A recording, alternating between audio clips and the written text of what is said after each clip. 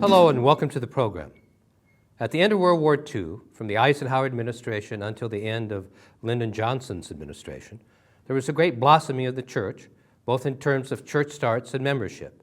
America was quite diverse religiously, and the various churches provided a way of identity formation, a way of belonging and believing in shared societal values. Around 1960, 50% of Catholic kids went to Catholic schools. And so much of religious formation, especially after confirmation, occurred primarily in the various educational systems, the parochial grade schools, the high schools, and the colleges. All mainline Protestant religions had their own schools as well, and many of these small parochial schools offered top quality education. And a great part of that religious education was based on a thorough grounding in the liberal arts, with an emphasis of one's life work as a spiritual vocation. One of those students in the early 60s was Kenneth Woodward, who would eventually become a contributing editor for Newsweek. Recently, Woodward gave a presentation at Iona College in New York State entitled, "Is the Future of the Church Already Behind Us?" He contends that in the 60s, two spiritual dynamics emerged that had a profound effect upon the church. The first spiritual dynamic he calls movement religions. He maintains that the civil rights movement of the early 60s became the new model for expressing religious belief, behavior, and belonging, a new vehicle of expression for religious consciousness and religious commitment. Many young Christians saw the prophetic voice of the church being taken up into the social movements of liberation, civil rights, gay rights, women's liberation, the peace movement, the environmental movement. These various movements were the new vehicle for social involvement and the expression of religious ethical concerns. Movement religions were often directed as much against the institutional church as it was secular social institutions. Remember that Martin Luther King began the Southern Christian Leadership Conference because he was denied leadership in the National Baptist Conference. And although movement religions helped to break down denominational barriers, they also created new boundaries. Conservative Catholics were united on issues of gay rights and abortion with their Protestant evangelical right. They helped to create increasingly polarized elites in both camps that exist even today.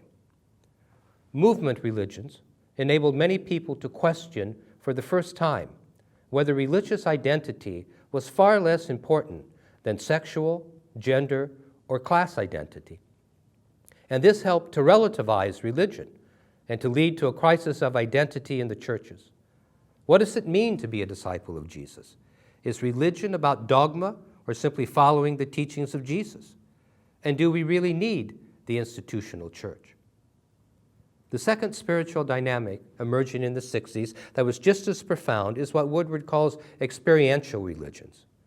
And these religious movements were concerned with the transformation of the self rather than society. They emphasized myth and metaphysics rather than social morality, expanded consciousness rather than an appeal to conscience. They also rejected the rationalistic culture of the universities, and with it, traditional secular humanism. A major emphasis was placed on experiences of the sacred, rather than the rational and dogmatic understanding of God in traditional forms of Christianity. Christianity, especially Protestant Christianity, had become a religion without spiritual practice or much discipline. Eastern religions, on the other hand, offered spiritual practices and techniques, and so arose a profound interest and appropriation of Buddhism, Hinduism, North American, and New Age spirituality. Of course, experiential religion could often denigrate into a sort of spiritual wine tasting. The Dalai Lama objected that the lack of dedicated monastic life and the lack of Buddhist moral disciplines created a sort of Buddha light. That was a hodgepodge of syncretic, privatistic spirituality that was suited to modern hedonistic sensitivities. Today, roughly 7 in 10 Americans continue to identify with some branch of the Christian faith. But a recent survey by the Pew Research Center yields some sobering statistics. Between 2007 and 2014, Americans identifying as Christians dropped 7%, which amounts to a decline of about 5 million people. Mainline Protestants, the Presbyterians, the Lutherans, the Methodists, American Baptists, United Church of Christ, Episcopalians, Disciples of Christ, Quakers, Reformed Church in America, all have declined at a faster rate than any other major Christian group, including Catholics and evangelical Protestants. A trend driven partly by, of course, generational change. Older generations make up the largest of mainline Protestants. 46% of Protestants were born before 1945. While older generations die out, the younger generations are significantly less likely to identify with denominations. Among millennial adults, those born since 1981, 35% are roughly religiously unaffiliated. Mainline Protestants also have one of the lowest retention rates of any major religious traditions, with almost half leaving the church upon adulthood. As the U.S. grows more racially and ethnically diverse, mainline Protestants remain one of the most heavily white Christian traditions at 67%. Today, I will be joined by Robert Conover, the head presbyter and stated clerk of the Presbytery of the Redwoods, to discuss the future of Christianity in America. Robert has served as pastor to congregations in California and New York and holds a Ph.D. from the Graduate Theological Union. He is also a yoga teacher, and Bob and his wife and Kathy live in Petaluma. And I hope you enjoy our conversation. Thank you.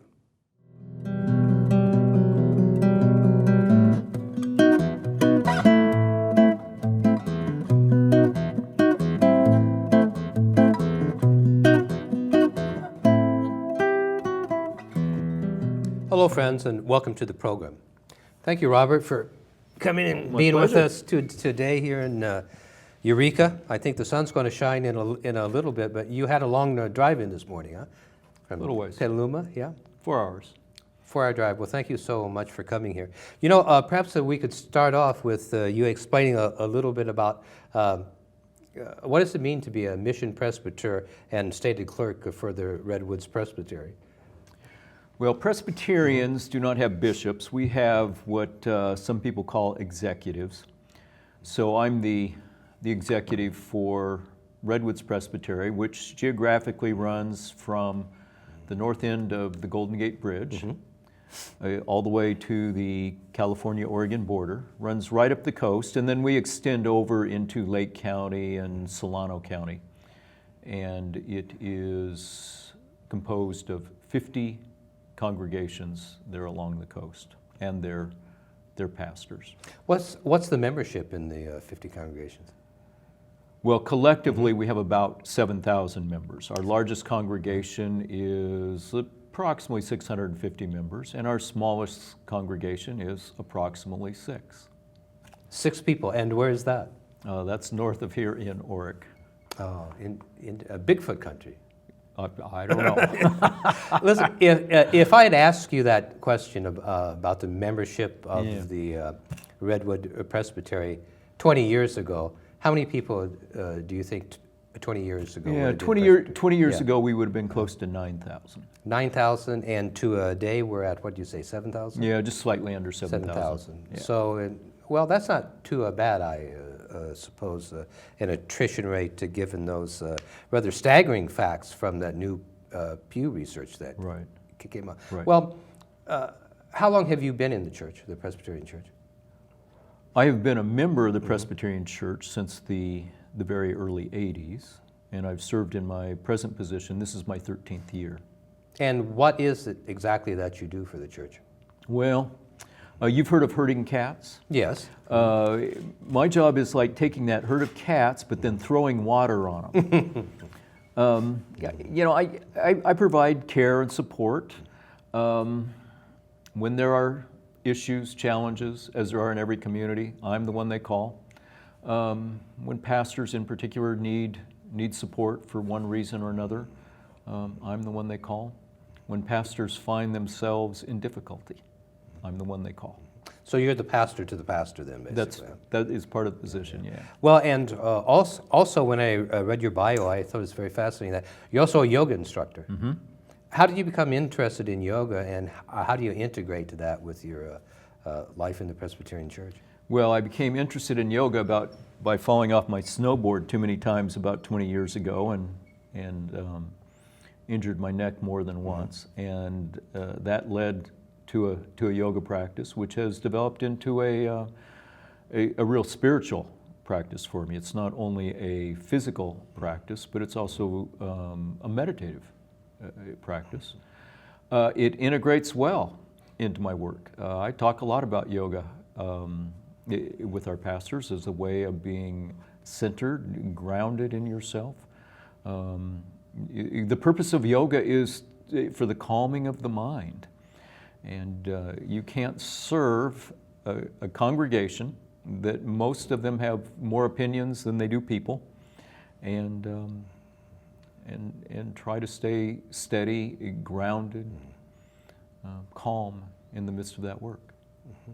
And where did you go to seminary?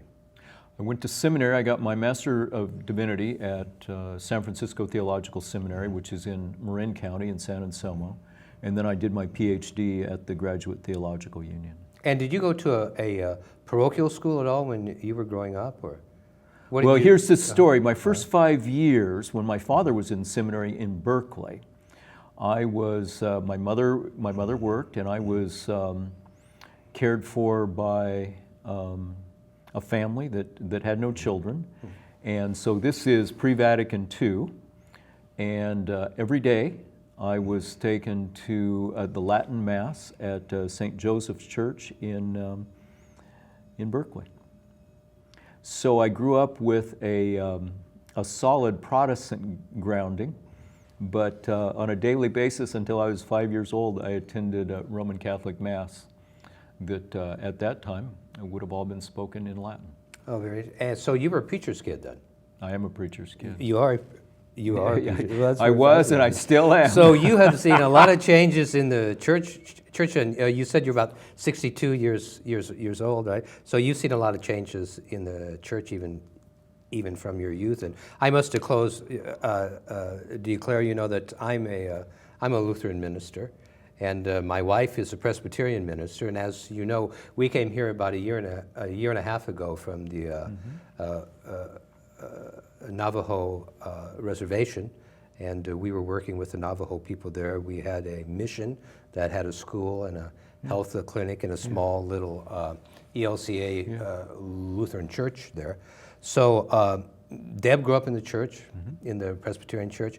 I grew up as well in the church, and I went to Valparaiso University, which was a parochial college, got a great education, and then eventually went to the Lutheran School of Theology, and then I was the Associate Dean of Rockefeller Chapel at the University of Chicago. So I have spent many years, I'm sure like you have spent many years, thinking about the future of the church, contemplating its past, thinking about what's going on now with as religious consciousness evolves in the modern world.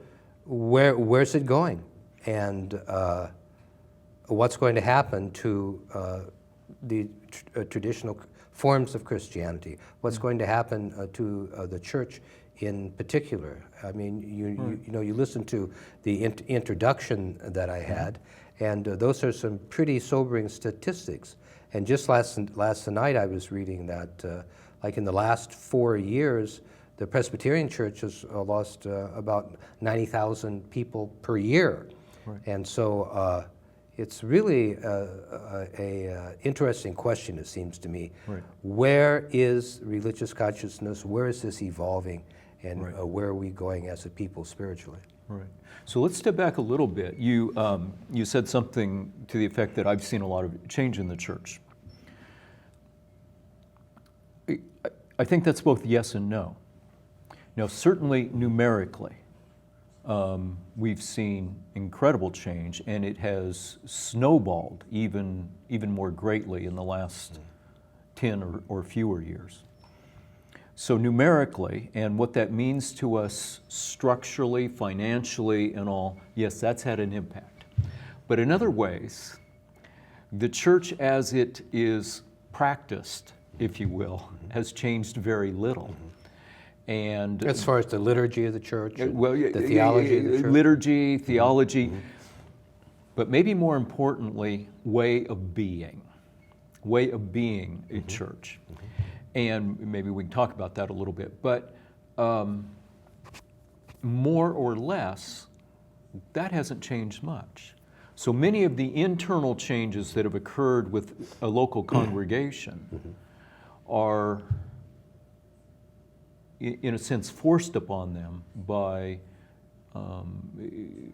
fewer numbers and smaller budgets. But I think the way of being church together as a congregational community hasn't changed as much.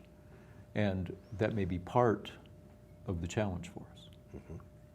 Well, what do you think accounts for the loss of so many people in church? I mean, we're talking about millions of people in the last 20 years that has left organized religion, and what do you make of that? What do you think accounts for that? Well, it's a huge cultural shift. Now, we're on the heels of also what has happened in Northern Europe long before us, where church affiliation has declined long before it did here in the United States. I think it's a shifting understanding of where we find community, how we experience God, what does it mean to be spiritual, what are the threats that are no longer present. I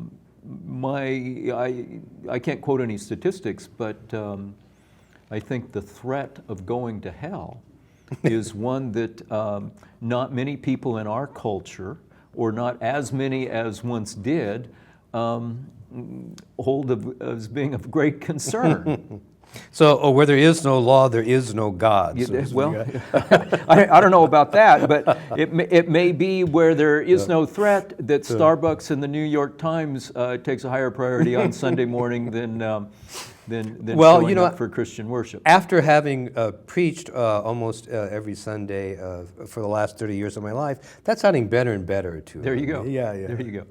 Well, it's fascinating because I'm a Lutheran. Of course, Lutherans love to talk about the Reformation and, Luther's part in the Reformation and all of that. But, I think that religious people especially, tend to think about the Reformation that happened in the 16th century primarily in spiritual or religious terms. We see it as primarily a reformation of religious consciousness.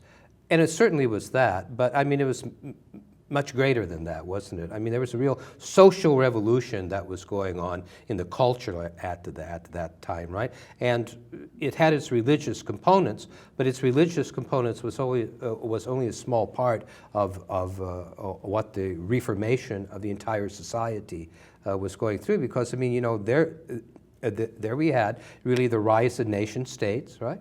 And you had the last Holy Roman Emperor that was still alive and well, and practicing that imperial role, and that was a tremendous social upheaval and revolution. And I think it's hard for us, even those of us who have been raised in those Protestant traditions, to really appreciate and understand the full effect and the radicality of that social reform that was going on there.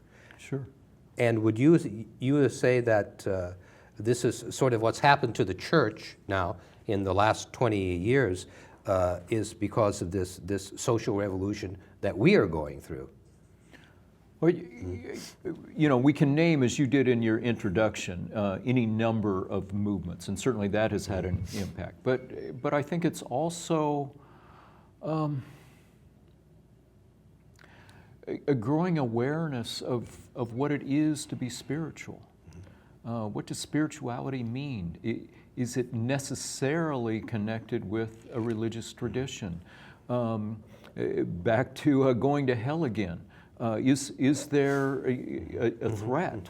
Is our salvation, if you will, a term we use in the Christian tradition, is it dependent on the church? How do we experience the holy, the divine? How do we experience meaning? And so many, both within and out of the church, can say that they have that experience apart from the church. The church provides for so many a wonderful community. Others find their community, we need community. Others find their community in other ways. And, pastors and congregations often bemoan soccer games on Sunday. But we have to admit, good community can be formed on the soccer field too. Yeah, so you would say that there's, to use a religious metaphor, a metaphor that Jesus used, right? That there's new spiritual wine, and that new spiritual wine that's being poured is transcending these old archaic wineskins that we inherited from the past. And I often think that what a Herculean task it must be for fundamentalist Christians to try to persuade people that a religion that was thought out in a 2,000-year-old cosmology can be literally taken as the truth. Right. I've always been struck by how religions are a part of a larger cosmology. Right. And as cultures evolve, as the intellect of the human being evolves, so these cosmologies evolve. The cosmology of the New Testament is significantly different than the cosmology of the Old Testament. Even Scriptures itself, you have a Jewish apocalyptic thought forms. And then you also have Greek Gnostic redemptive thought forms in Scripture as well. And the idea that young people should somehow automatically be able to find the myths and the symbols and the imagery of a religion that was thought out in a 2,000-year-old cosmology relevant in their lives to a day, it's no wonder that so many children have and young people don't find these traditional Christianity meaningful anymore. Well, I certainly think it has to do with cosmology. If we look at it, just a sense of the sky being this huge dome with holes poked in it where the lights shine through, which are the stars. We live in a time where we keep going deeper and deeper and deeper into outer space, and we haven't found that canopy yet. We know there is no canopy. And in a cosmology that puts God up there, maybe on the other side of that canvas, as we keep going deeper into space, if nothing else, that kind of exploration calls into question of a God that is out there, up there, as opposed to a very immanent God that resides within and among. I think in addition to that, so here we are in the 60s, as so many of these movements are beginning, and certainly Vietnam. It is the baby boomers who are rejecting the establishment. And the church, certainly mainline Protestantism, of course, has always corresponded closely with the establishment until beginning in the 60s or so.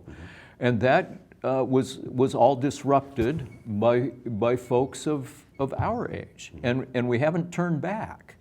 Now, of course, there's still baby boomers in congregations, but the generations that have succeeded us have eschewed institutions even more than we did in our earlier days. Well, and you often hear people making the argument that, since the 4th century, the time of Constantine, that, Christianity really became a state religion at that time, and that it still is a state religion. And like you say, that, in the 60s, when you had these revolutionary forces at work somewhat in our society, that this relationship, this close relationship, this intimate relationship, and oftentimes what seems to be an identity between the church and the state really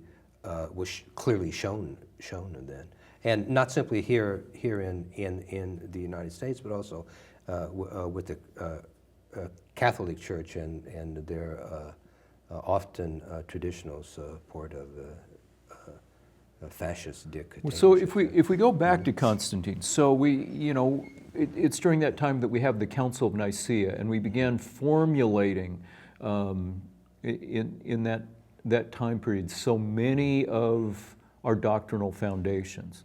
I think a big part of what has gone on as you hit the 60s here in North America, and we are questioning the establishment and the institutions.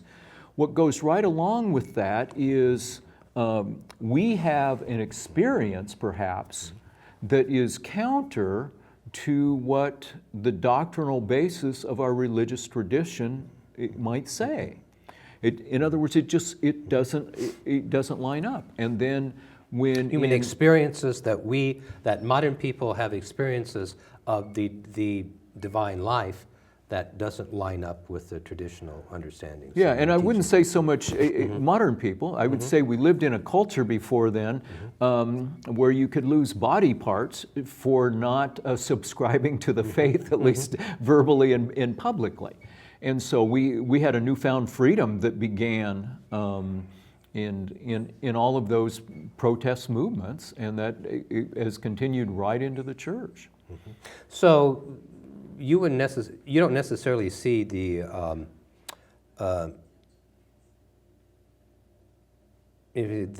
demise of institutional religion is necessarily a bad thing, but a necessary and a transitional phase to, if you will, help Christian spirituality to the next phase of its own development. Well, just as I would argue, over an extended period of time, the Protestant Reformation has had a significant impact on Roman Catholicism.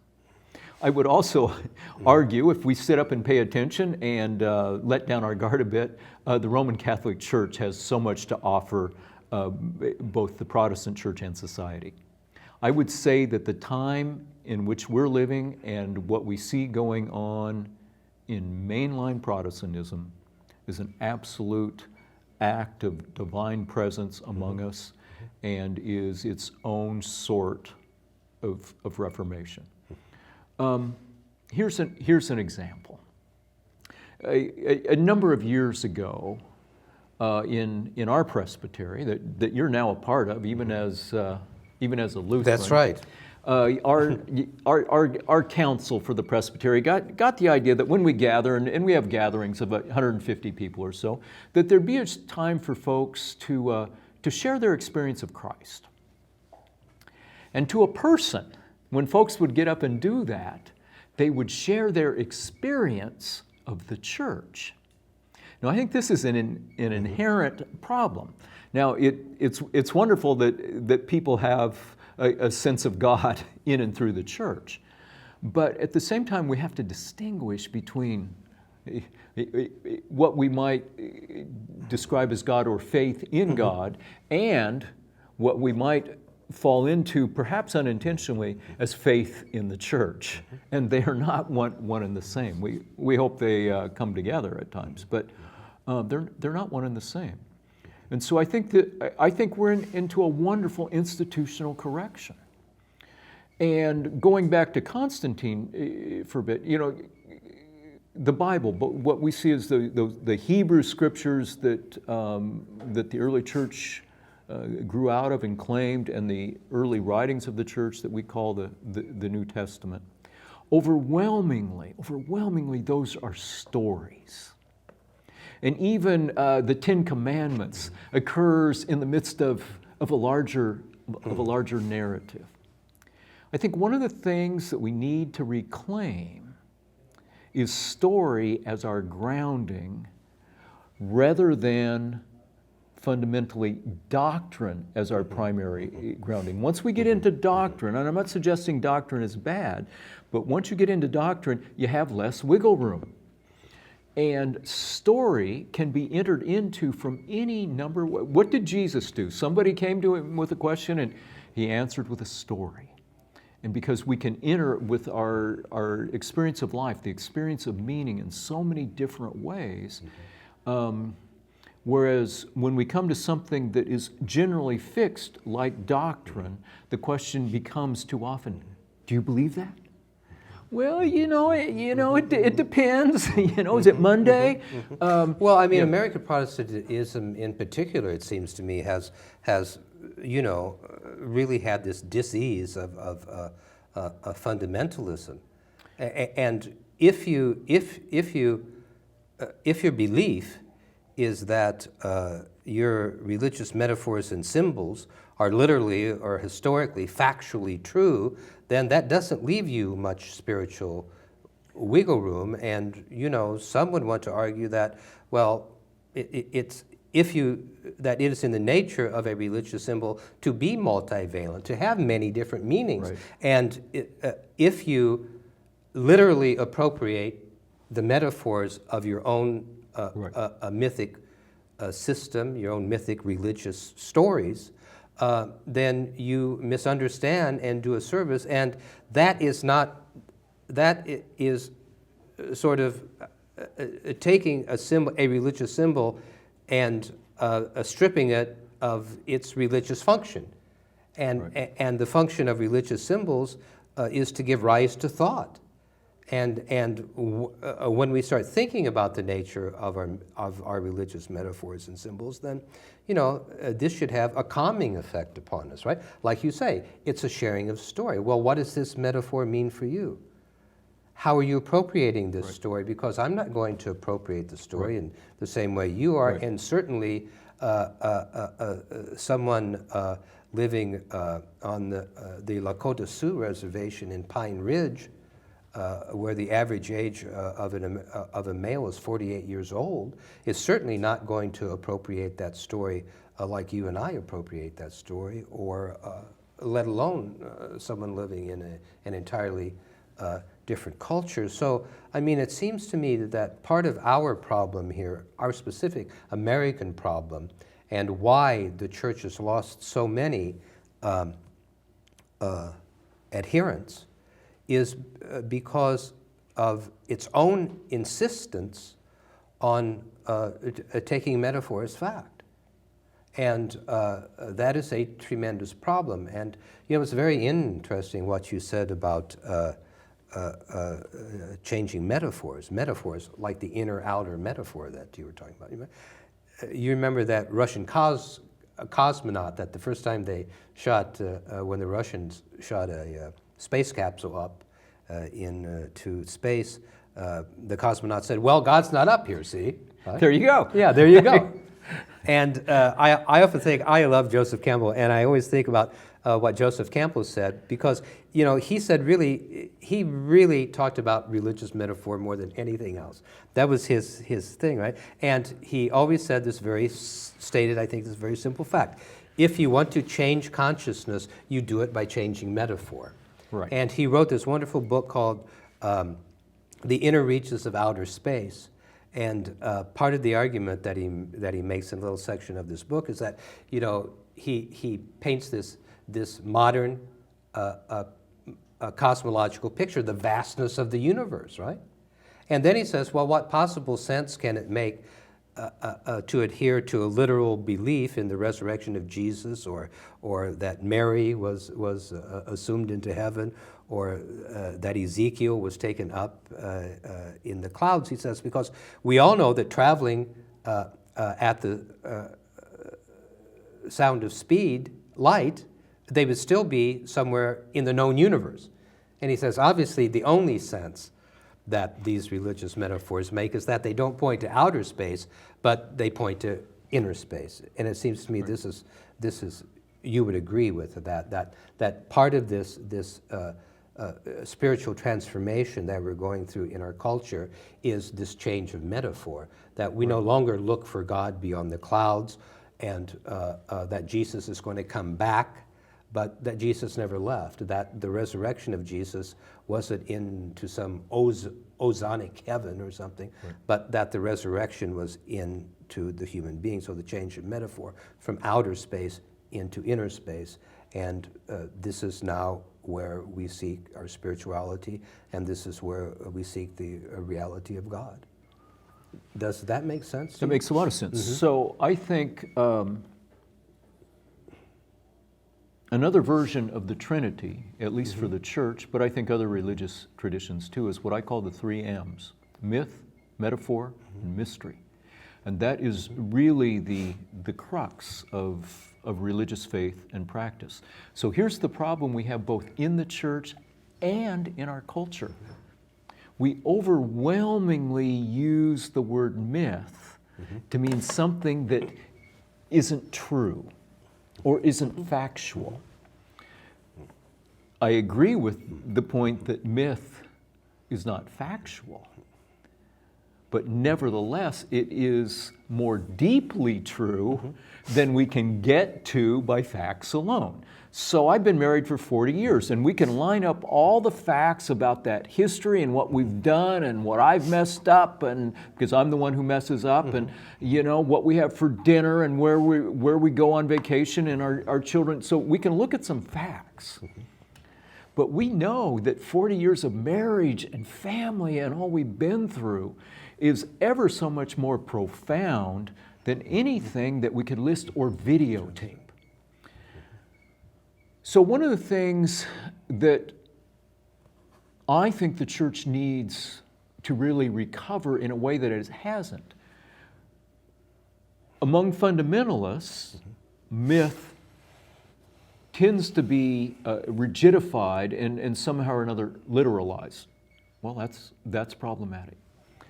But those on the more liberal side, they don't know what to do too often with all of that deep meaning that doesn't get in its own way factualized as well. Well, if I historicize a story or a myth or a symbol, then I don't have to think about it, right? That's right. Well, what's the meaning of that religious symbol? Well, once upon a time this happened. Right. And that has nothing... That has nothing to do with you now. Yeah, right. But that also has nothing to do with religious consciousness. Right. So I think myth, metaphor, mystery, symbol, those are the avenues that religious traditions can provide, so that we as human beings can enter into that relationship of great mystery. That whether individuals are believers or atheists, we can all express that there is profound mystery in life.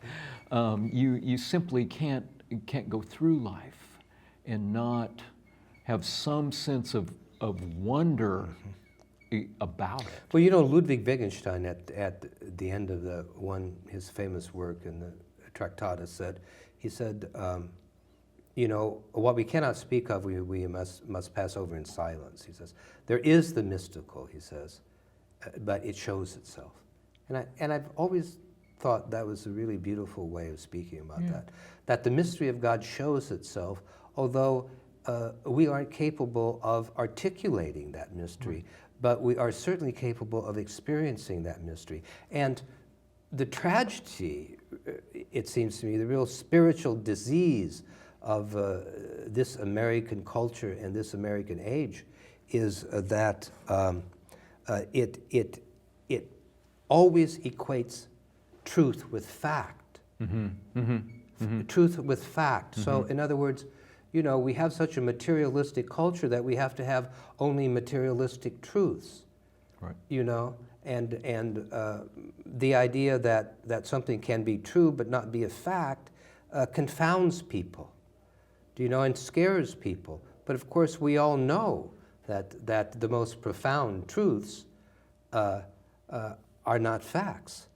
I think it's Ken Kesey at the end of his book, One Flew Over the Cuckoo Nest, said something like this. I'm not going to quote it exactly right. He said, "None of this may have ever happened. Nevertheless, it is true." And I think in so many ways, that's what a religious faith and tradition can bring.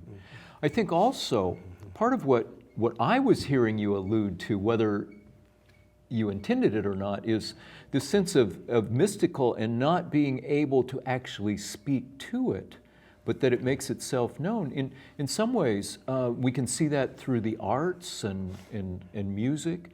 I think we also come to it in a way that I think is increasingly becoming more common in our culture, and that is to become silent.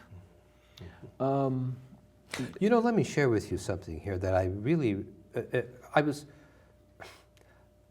this happened so often when I was at the mission. I was the executive director of the Navajo Lutheran Mission. And so, you know, there were many people, especially Lutherans throughout the United States, that wanted to come and do mission work and things there, right? Because, you know, Christians aren't very good at working towards social justice, but they're really good at providing, what do you call when you give someone something? Charity. You know, we're good at charity, but we aren't that good with dealing with social justice issues. And that's one thing that I really admire about the Presbyterian Church, your value of social justice, and I think that Lutherans could really learn a lot from that. But one of the things I was really struck with is almost inevitably the first thing, and these were, of course, all people coming from the dominant white culture, almost inevitably the first thing that people would say would be, well, what can we do? What are you going to have us do when you're there, right? What are you going to have us do? Constantly doing. Well, what are we going to do? They knew nothing about the place, but they wanted to do something. And what they wanted to know is that, well, what are they going to do? Because the last thing on earth that they'd want to do, have happen is to get someplace and they wouldn't know what to do. Right. Yeah? And I was really struck by that. And so the first thing that I would tell them when they got there is, well, you know, why do you guys need to do something all the time? I mean, why don't you just come here and observe? Why don't you come here and learn from these people, right? And, you know, maybe that you're actually on a spiritual pilgrimage. This is what you're doing here. And you weren't brought here to help the poor. You were brought here to realize certain spiritual to have certain spiritual enlightenments concerning yourself and who you are. And I was really struck because when you live in the desert, you know, you're surrounded by silence a lot. And the Navajo people aren't the most talkative people in the world either. And I was always struck by how fearful so many Lutherans were about with silence and about just, you know, being in the moment, being in the presence of the divine life in a non-doing or non-thinking way. Very, very frightening. And I was always struck by how, well, you know, perhaps that fear is really behind why the absurdities of literally how here in the 21st century so many people still literally appropriate these myths and symbols, their religious myths and symbols, you know. It's like, but then I'm reminded, you know, of this thing that Jung said one time about, he said, he wrote, well, he said religion is often an excuse to fend people off from having experiences of God. You know? Yeah. Fascinating. Well, we often do operate in the Christian tradition of a somewhat controlled atmosphere in terms of the God conversation. And we don't hear much of this kind of talk any longer, but when it gets too far outside the bounds, we label someone a heretic. And once upon a time, we did real mean things to Well, heretics. and it wasn't that long ago, was No. it? Yeah, right. Well, it's so refreshing to talk to you, Bob, at this level of discourse, because like you say, you know, there aren't a lot of, I mean, many, I think even today, many Christian leaders are, it's not that they don't understand these things we're talking about, but they aren't willing to express them and to help people think through these notions. Right. And, you know, there's nothing new or radical about these ideas. However, so many people in the church have been kept from these ideas and spiritually kept from these truths. Do you know? And the chickens have come home to roost, I think. Right. And it's religious consciousness, where religious consciousness is going, where it's been, where it's going. These are fascinating, fascinating topics. And I really appreciate you coming here and speaking about these things. And before you go, let me ask you a question. Where is all of this headed? I mean, if we grant the fact that, you know, religious consciousness evolves like every other aspect of being, right? And we say if you look back on the first Reformation, it was clearly there was a revolution of religious consciousness that was going on there, that was mirroring the social unrest and the social revolution that was going on. Right? And clearly that seems to be the case now. I mean, this is a radical shift is occurring in the way in which we think about God and the God-world relationship. And when you imagine the future of how people will practice religion, how do you imagine that? Well, I think just taking mainline North American Christianity, I think some of what we have now is going to continue more or less the way it is, frequently in smaller communities, or if we see larger communities, it's because those smaller community folks have gone to the larger churches and we have fewer small ones. But I think it's also going to evolve into much more of a story-based, dialogical, experiential conversation, rather than so much of kind of a one-way monologue of declaring what the faith is all about. I also think there's going to be a greater meditative aspect to it. I think we can learn from our Quaker friends of, you know, let's do our praying with our ears rather than our mouths, and that will provide influence. What it's going to look, I think it's going to look like a lot of different things. Mm-hmm. Are you glad that you went into the ministry like your father? If you had it over to a dude, do you ever think, let me say it this way. I have had a good run in the church, but I think like most of us, we get a little older and we think, boy, if I were doing it all over again, I'd do this and this and this. Mm-hmm. And so I've had a good run. I think I would still be in one way or another up to my eyeballs in religion and culture. But would it be acted out the way I did for the last 35 years? I don't know. And if I did it another way, I would arrive at this point in life and say, oh, I'd do it again. Well, Bob, you know, I really have enjoyed our conversation. I really appreciate you coming to see us to talk about Lynn. these things. I appreciate your honesty thank you. and the ministry that you do for all of us here in the Presbytery of the Redwoods. Thank you.